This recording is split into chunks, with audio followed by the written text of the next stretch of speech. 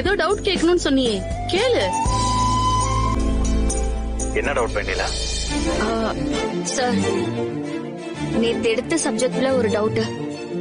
எவ்வளவு யோசிச்சு பார்த்தாலும் இப்ப வரைக்கும் அது எனக்கு புரியவே இல்ல. என்ன டவுட்?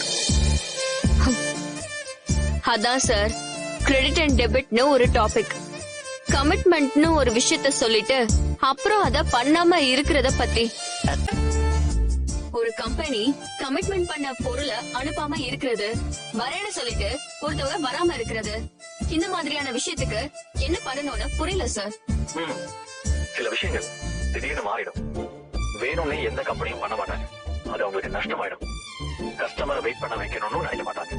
நான் சொல்றது புரியுதா?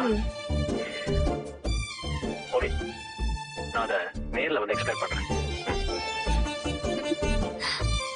எப்ப சார் வருவீங்க?